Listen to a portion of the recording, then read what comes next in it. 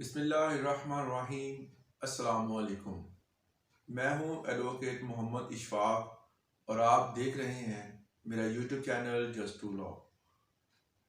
आज हमने जिस टॉपिक पे बात करनी है वो है CRPC का सेक्शन 22A और 22B।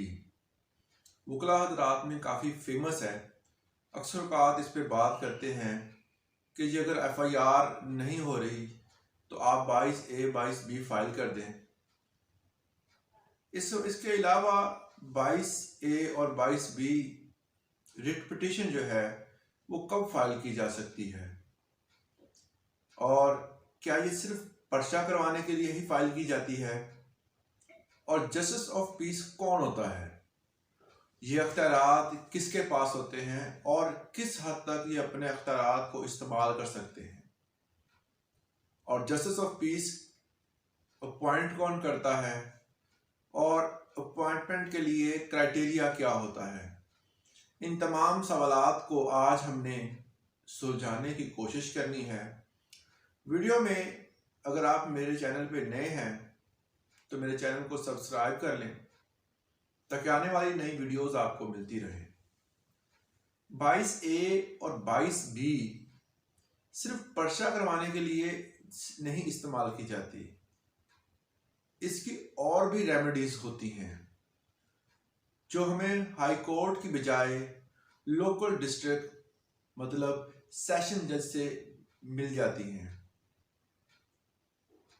जस्टिस ऑफ पीस की अपॉइंटमेंट का पहले हम देख लेते हैं कि इसकी अपॉइंटमेंट कैसे होती है, इसका क्राइटेरिया क्या है। जस्टिस ऑफ पीस पाकिस्तानी होना जरूरी है। सिटीजन ऑफ पाकिस्तान होगा तो उसकी अपॉइंटमेंट होगी, जिसमें एज की कोई रिस्ट्रिक्शन जो है वो नहीं है। मगर पंजाब में अमेंडमेंट के जरिए जो है एडिशनल सेशन जज और सेशन जज को जस्टिस ऑफ पीस के अख्तियारात दे दिए गए हैं। अब सेशन जज के मतलब जस्टिस ऑफ पीस के अख्तियारात क्या होते हैं, उसकी पावर्स क्या हैं, अकॉर्डिंग टू CRPC के सेक्शन 22A और 22B के मुताबिक। 22A के मुताबिक जिसका फर्स्ट जो है वो सब सेक्शन है जिसमें जस्टिस ऑफ पीस जो है वो क्या है उनको डिस्कस किया गया है, जिनमें पावर ऑफ सेशन जज भी आमतौर पर हम इसे कह सकते हैं, क्योंकि अमेंडमेंट के जरिए आपको पता है कि जस्टिस ऑफ पीस की जो पावर है वो सेशन जज को मुंतकिल कर दी गई है।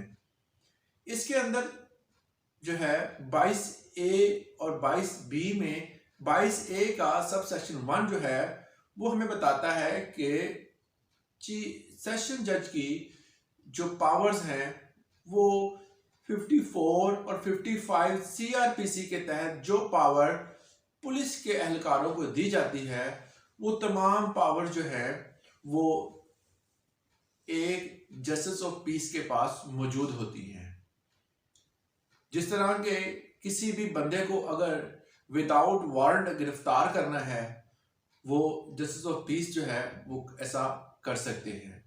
किसी को नजरबंद करना है या किसी जगह पर कोई मसला चल रहा है तो उसका फौरी तौर पर एक्शन लेना है, तो ये तमाम पावर जस्टिस ऑफ पीस के पास मौजूद होती हैं।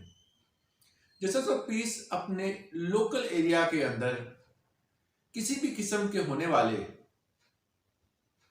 गैर कानूनी अमल को रोक सकते हैं। इसके अलावा जस्टिस ऑफ पीस किसी भी जगह पर मौजूद पुलिस एहलकार को अपने जाती काम या किसी काम में रहनुमाई के लिए या किसी काम में जो है वो उसको शरीक बनाने के लिए या किसी जगह पर ड्यूटी लगाने के लिए पुलिस ऑफिसर को तैनात कर सकता है। मतलब ये है कि जस्टिस ऑफ पीस जो है वो किसी भी पुलिस एहलकार की ड्यूटी भी लगा सकता है। अपनी प्रोटेक्शन के लिए भी अगर वो बुलाना चाहे पुलिस एहलकार को तो तब भी बुला सकता है। ये जस्टिस ऑफ पीस के अख्तियार में होता है। इसके अलावा जो जस्टिस ऑफ पीस के अख्तियारात हैं उनमें गवर्नमेंट रूल के मुताबिक वो किसी भी सर्टिफिकेट की जो है वो अटेस्टेशन कर सकता है, किसी भी डॉक्यूमेंट की अटेस्टेशन कर सकता है, कोई सर्टिफिकेट जारी कर सकता है। इसके बाद जो सबसे इम्पोर्टेंट जो है इसका अख्तियार जो है 22A का सब सेक्शन ए जो है कि जस्टिस ऑफ पीस के पास ये अख्तियार होता है कि वो अगर कोई बंदा थाने में जाता है तो उसकी FIR दर्ज नहीं होती, न किसी महकमे में जाता है वहां पर उसकी सुनवाई नहीं हो रही, किसी की क्लास खिलाफ कार्रवाई करना चाहता है तो महकमाना कार्रवाई जो है महकमा जो है वो उस बंदे के खिलाफ कार्रवाई नहीं कर रहा। कोई भी डिपार्टमेंट है तो वहां उसको सुना नहीं जा रहा, चाहे वो पुलिस स्टेशन है, चाहे वो हेल्थ डिपार्टमेंट है, चाहे वो एजुकेशन डिपार्टमेंट है, कोई भी डिपार्टमेंट है जहां पर वो किसी बंदे के खिलाफ या किसी बंदे की इन्वेस्टिगेशन या किसी वजह से वो वहां पर कोई दरख्वास्त देता है और उसकी सुनवाई नहीं होती तो उसके पास एक बेहतरीन फॉर्म मौजूद है। वो क्या करता है कि जस्टिस ऑफ पीस के पास जाता है, वहां पर एक कंप्लेन फाइल करता है।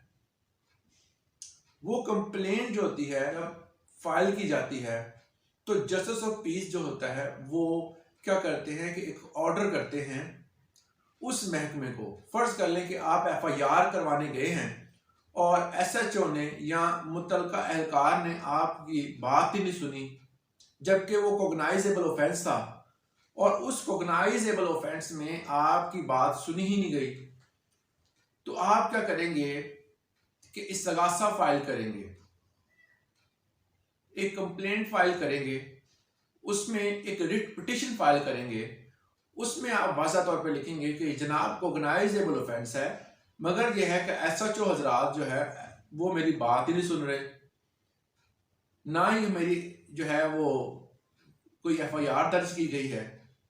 तो इस हवाले से अदालत जो है वो क्या करेगी कि SHO को डायरेक्शन देगी कि इस बंदे के जो कोगनाइजेबल ऑफेंस है वो देखा जाए और FIR दर्ज की जाए।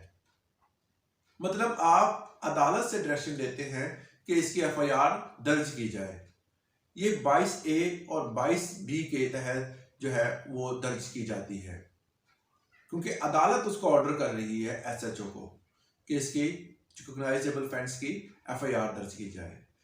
इसके अलावा जो 22A सब सेक्शन A और इसका 6 सब सेक्शन जो है वो हमें बताता है कि अगर किसी जगह पर कोई पुलिस एहलकार आपका कोई लीगल काम है और उसको नहीं कर रहा, या कोई इलीगल काम कर रहा है आप उसको रोक रहे हैं और वो रुक नहीं रहा, या आप किसी जगह पर गए हैं तो आपको जो है वो बंदा हरासा कर रहा है, आपको डरा धमका रहा है, या कोई बंदा पुलिस की वर्दी में आप रोब डाल रहा है, तो आप उसके खिलाफ जो है वो 22A सब सेक्शन A और इसका सब सेक्शन 6 के तहत जो है उस बंदे के खिलाफ रिट पिटीशन दायर कर सकते हैं और उसके खिलाफ महकमाना कार्रवाई जो है वो हो सकती है।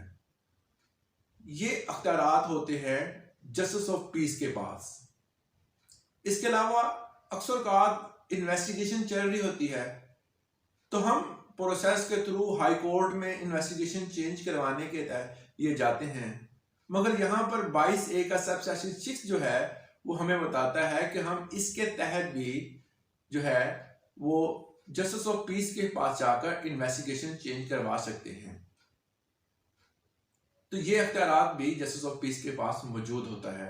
हाई कोर्ट की बजाय हम सेशन कोर्ट में ही बहुत सारी रेमेडीज जो हैं वो ले सकते हैं। इसलिए ज़्यादातर जो है वो वकला हजरात को और भाइयों को ये मशवरा देता हूँ कि हाई कोर्ट की बजाय लोकल तौर पर सेशन कोर्ट में ज़्यादा से ज़्यादा जो है वो वहाँ से जो है वो इंसाफ लेने की कोशिश किया करें, ना कि हाई कोर्ट में डायरेक्ट जल्द से जल्द हाई कोर्ट में पहुँचने की बजाय तमाम रिट पिटीशन जितनी भी होती हैं आपकी वो आप सेशन कोर्ट में भी दायर कर सकते हैं। पंजाब में पहले एक क्या अमेंडमेंट की गई थी जिसके तहत ये था, जो कि अब खत्म कर दी गई है, उसके तहत था कि पहले आप जो है वो डीपीओ को दरख्वास्त देंगे। अगर डीपीओ कार्रवाई नहीं करता, अगर वो जो है वो आपकी जो इन्वेस्टिगेशन चेंज नहीं करता, फिर आप जो है वो जस्टिस ऑफ पीस के पास दरख्वास्त दे सकते हैं। मगर बाद में ये जो अमेंडमेंट थी इसको ख़त्म कर दिया गया। वो डायरेक्ट जस्टिस ऑफ पीस के पास आप जाकर जो है वो इन्वेस्टिगेशन चेंज करवा सकते हैं।